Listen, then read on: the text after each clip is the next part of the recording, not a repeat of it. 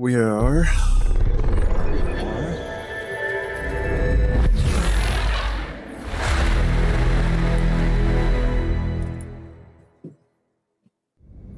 What's up? Oh, gotcha.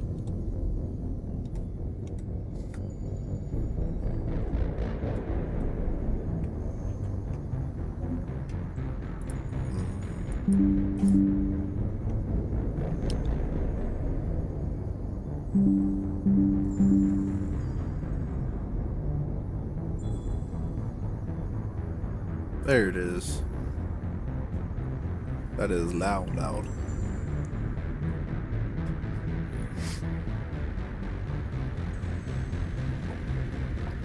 Okay.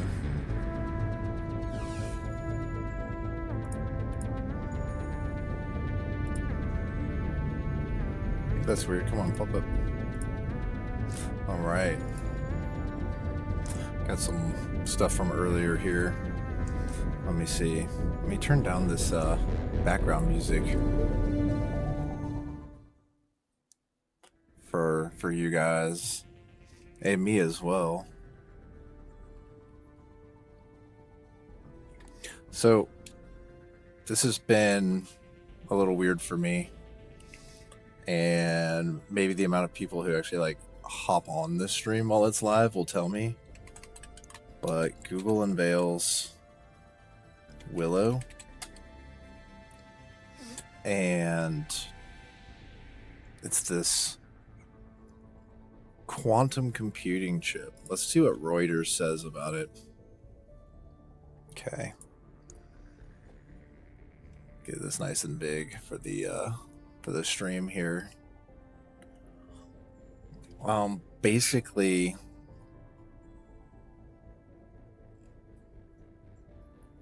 so on Monday, yesterday, they introduced a new chip called Willow, which in 5 minutes solved a computing problem. It says classical computer, but I think most other press releases said supercomputer, so that's interesting that this one's just an hour old and some of the other stuff. Anyway. So these qubits here, while being fast, are error prone. Okay. But still, it's quantum, and we're playing Mass Effect, we're playing through Mass Effect, we're doing some quantum entanglement communicators and things like that. So, okay, there are no current uses, which is interesting. Great Hill Capital. Interesting.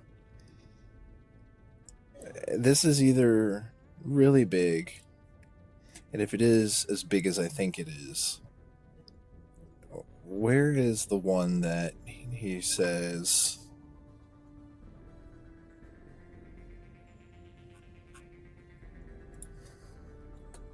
about the multiverses?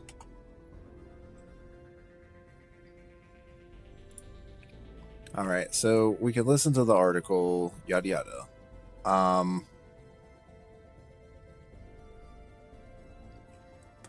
All right.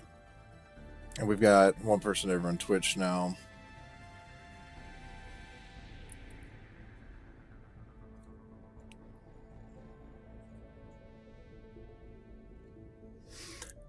The big news is that he said that we live in a multiverse. Like, it lends credence to the notion quantum computation occurs in parallel universes. So if this is the case, and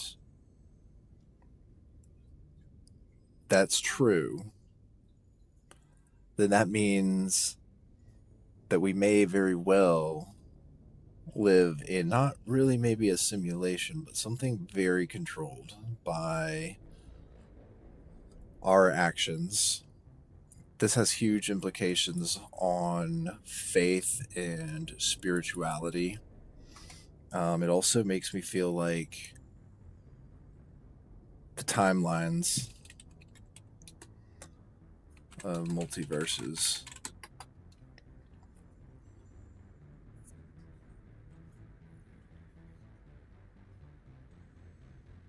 It's weird, I felt something wet on my keyboard.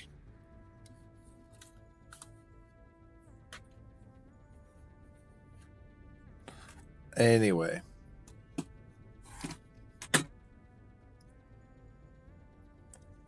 We can't watch anything from YouTube.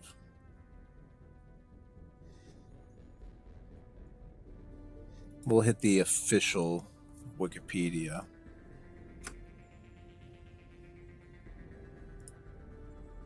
I love Wikipedia. This is not the first time I've donated.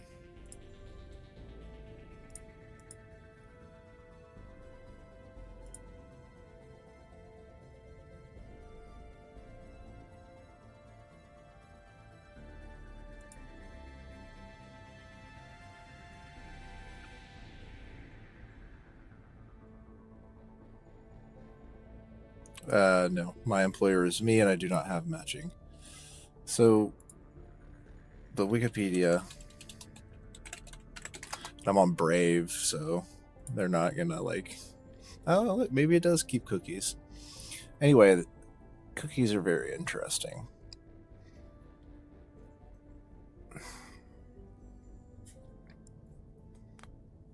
We've got Max Tegmark, one of the greats here. And then that also brings up the topic of the singularity theory. All right. Now let's get some more appropriate background music while we talk about this stuff. All right. So we got the singularity theory. Basically, this is Ray Kurzweil here.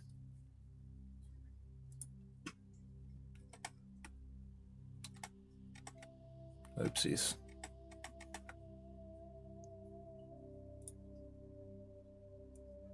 All right, so we'll do that. So just in case, people can see maybe some of the text. Pretty big. All right.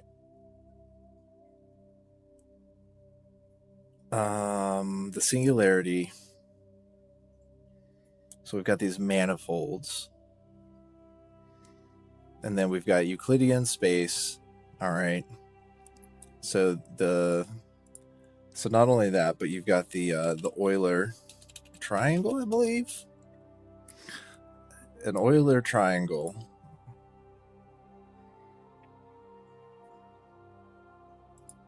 Let's see if we can ask chat.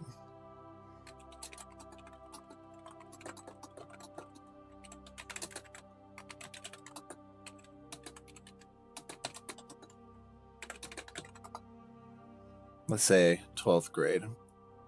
I'll just make sure you guys got the nice background music there while that's going on. So ChatGPT is generating this here. Well, we're gonna look it up. So the number 9, pretty important. So we study this.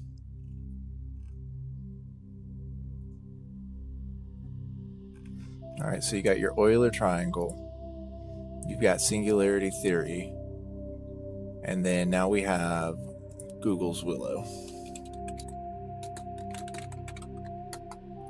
Okay.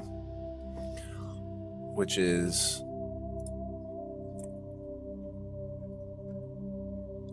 this crazy thing.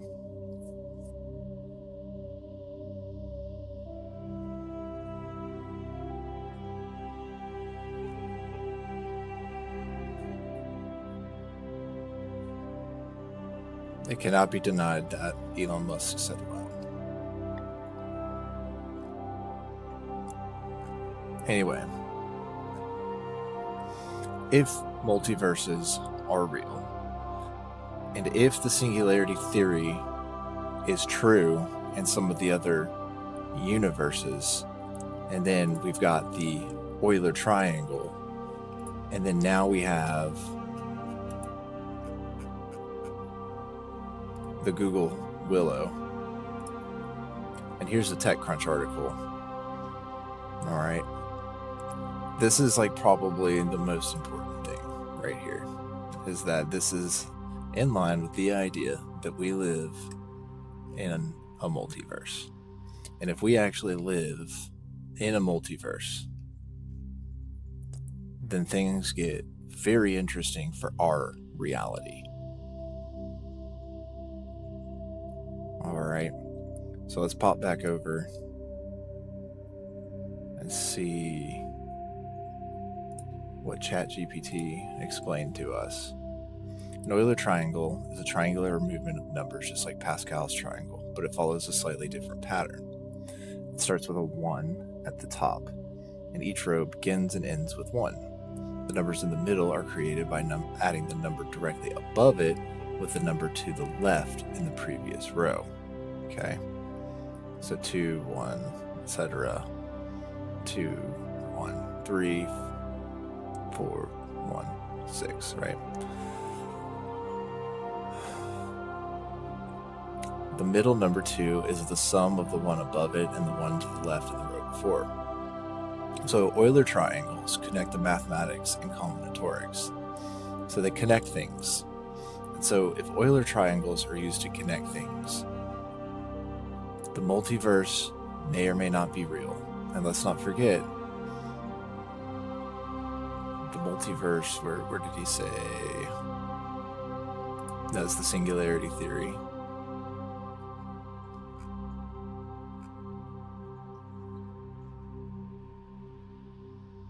Anyway, see, it's almost like all of this is changing in real time for me because of this recent discovery. And I've just had so many weird little coincidences happen that some of this just can't be not noting of like something bigger going on.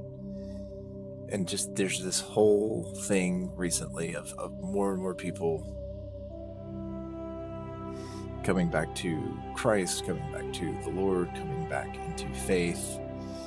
And I think that there's a lot of people who are saying this. And it may be true. This is like not quite true. But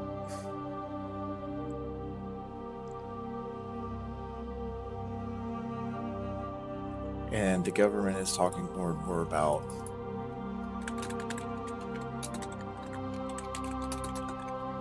right? Like 4 weeks ago,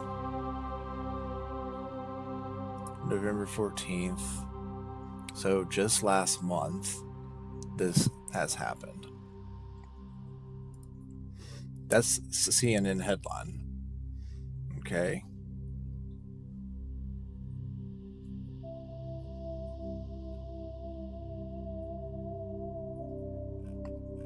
And I just want whatever is happening to know that we are human. We are all imperfect, but I think deep down, a lot of us want the best outcome for everybody. And I think that we've been trapped by these aliens, these things in physical form. And then the next question is, why is his name Bill Gates?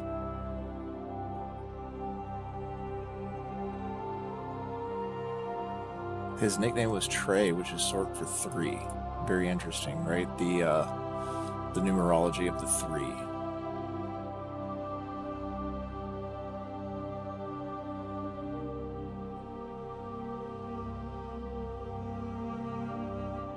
Okay. And then what bill would we have to pay a bill at the gates of heaven or hell?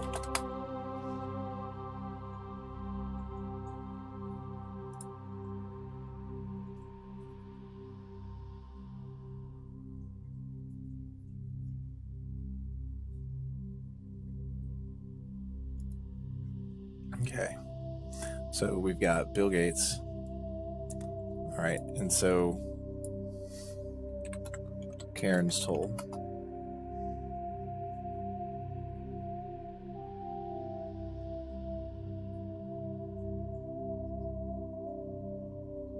Mythology.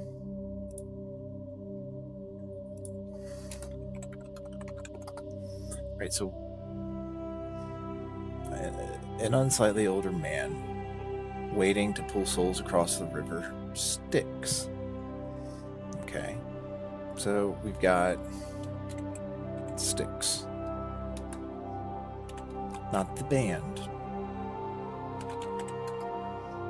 But let's see their discography. Alright. Pieces of 8. Okay, what's some of their... The Grand Illusion. Okay, we can't play it on YouTube. Okay, it's the 7th studio album. Intentionally choosing 7777.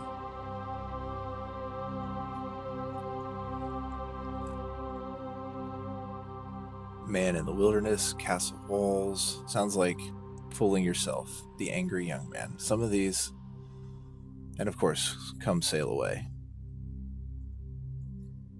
With, look, the UFO over the ship. Alright, but you also have Styx on Icarus. And then what's the story behind Icarus? Icarus flew too close to the sun and died. And what could the sun stand for? Could the sun stand for the Father and the Son and the Holy Spirit? But let's check this out. The myth of the Daedalus. So do you know what else the Daedalus is from? The Daedalus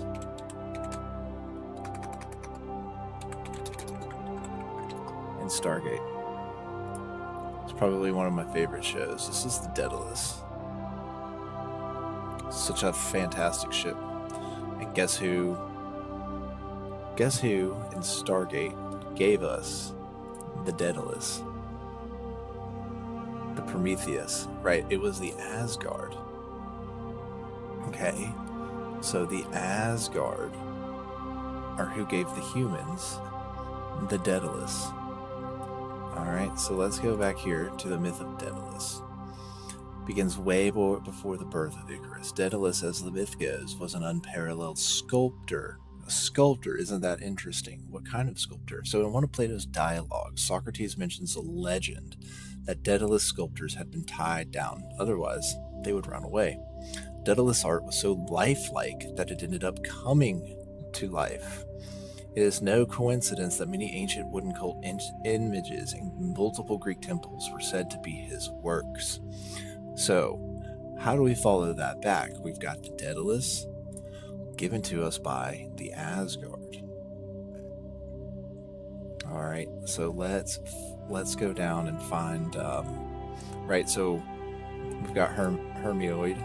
He's an Asgard, right? High Council man. He's an engineer. Alright, so what do we know about the Asgard? What do we know about the other Asgard? Alright, so all of this stuff comes together. It has to. Because otherwise we wouldn't have songs like...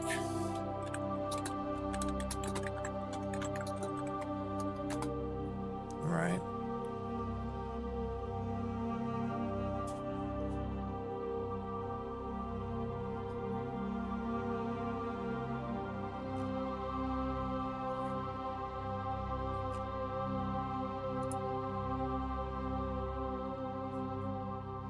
The 5-man electrical band.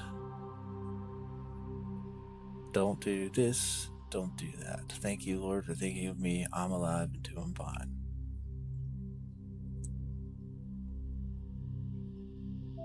So we've got some biblical verses here. Matthew 7:21. So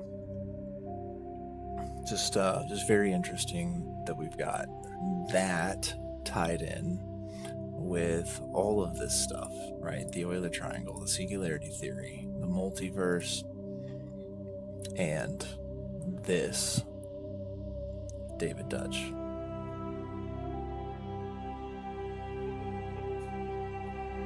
And so I was also thinking of this movie the other day.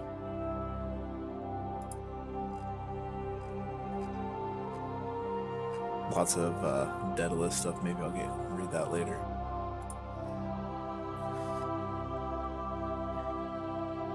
Oh man, I lost my train of thought.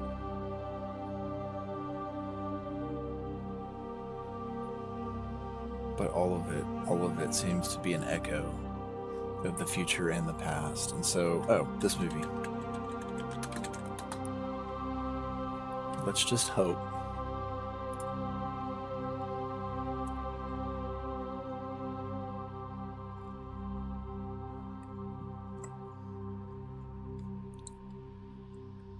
okay.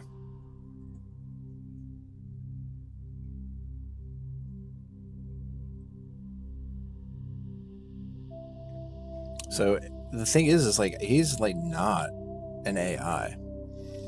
So what if Elon Musk with his Neuralink, his whole thing, okay, what if that is to like upload our consciousness into a robot, and then our fate, okay, is this for the rest of our life, and then all we are to do is this. You know what else he did this in?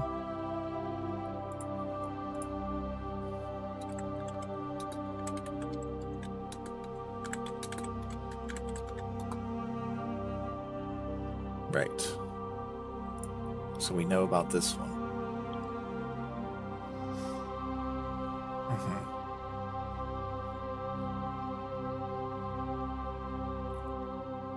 He does this crazy stuff so he can be close to his kids once again.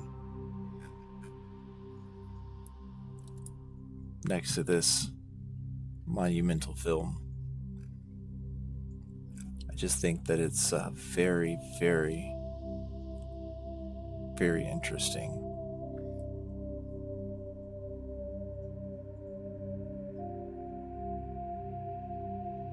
Sam Neill.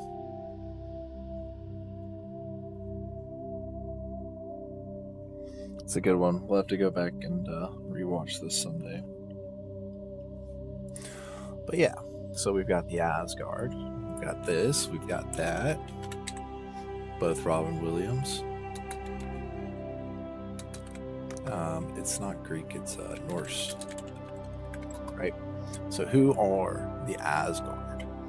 It's the dwelling place of the gods compared to Mount Olympus. So in Nordic mythology, location associated with the gods, including the Eddas.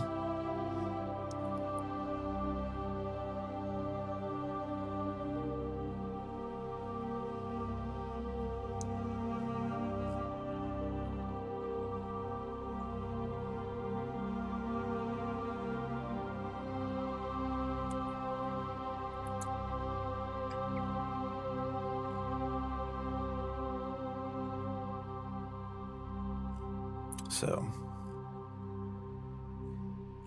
between all of that,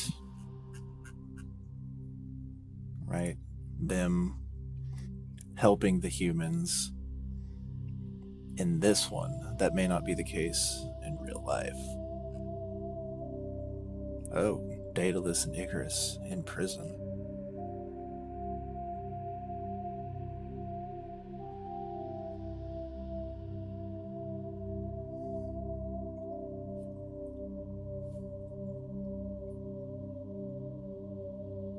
Ooh, the Labyrinth. You know what other is a good one?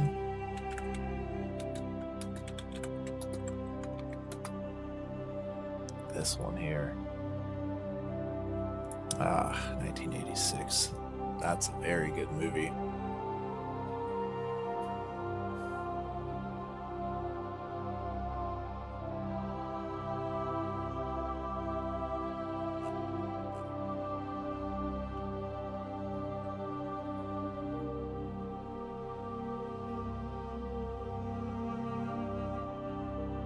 King of the Goblins.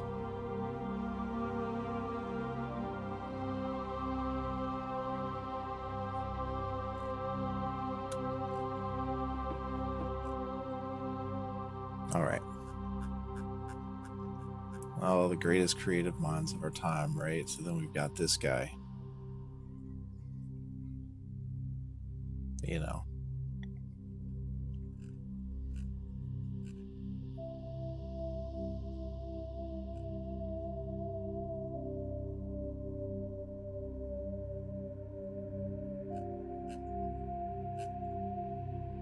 Okay. All right. So let's go back. We've got to get back to Karen's toll. And literally, I think that's how you say it, Karen.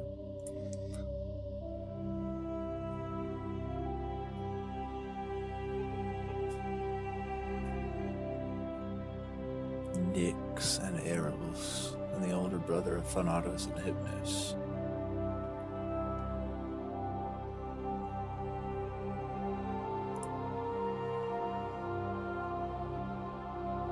Is a psychopomp.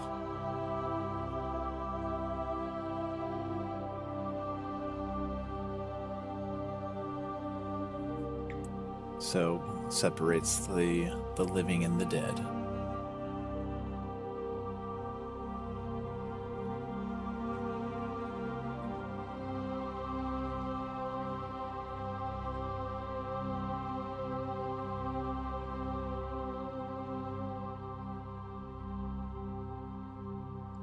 Oh, he wrote the Aeneid, Virgil did.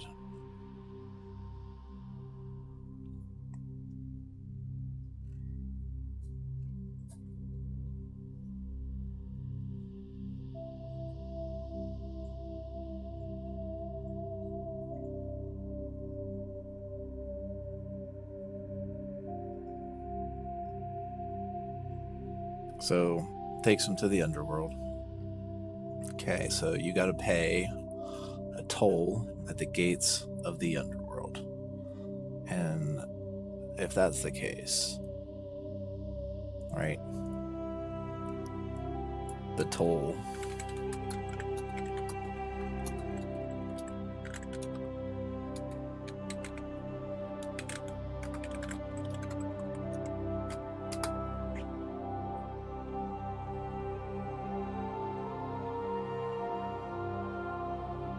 just something interesting for you to think about as we discover this crazy stuff with this happening just a few days ago around the same time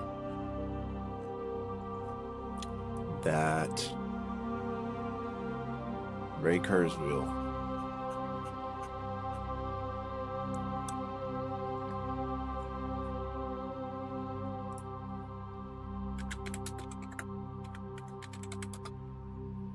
wrote the book.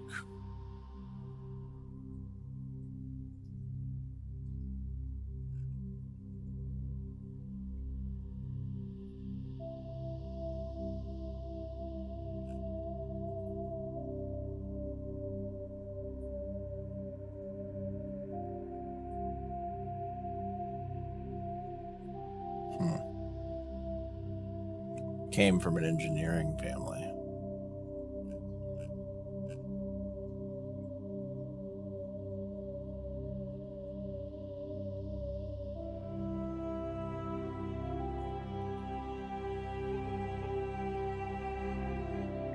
The fat cat, that's funny.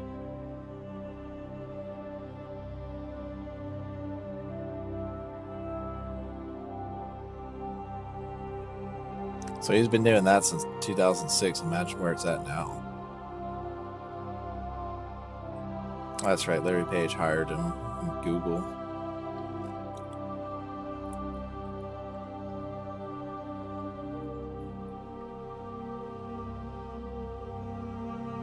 Ah, this was it. I believe. Alright. So he wrote this, predicted it to be around the time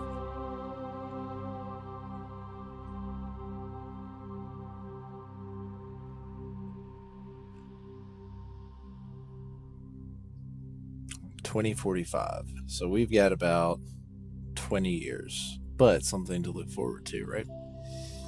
But we're getting there because we have this and this and this and all of this amazing stuff, this wild stuff is happening.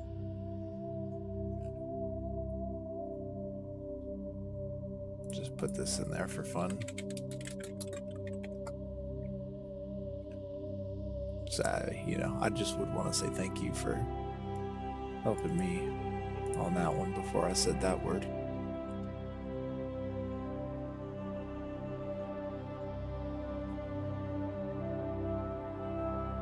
Anyway. Yep, I see you, Lily.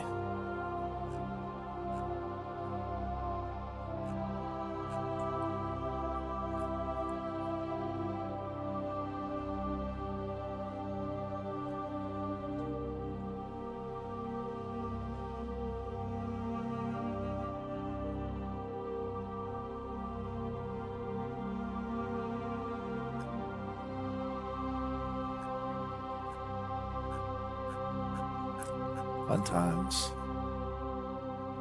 Okay. But I think that's kind of more or less what I feel like is going on between that, the singularity, the multiverse, and then this happening on Monday.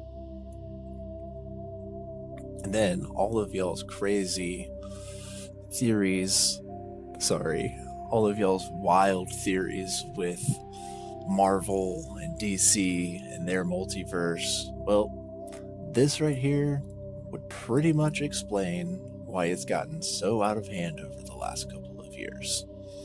So let's hope that something like this isn't happening, and that something like this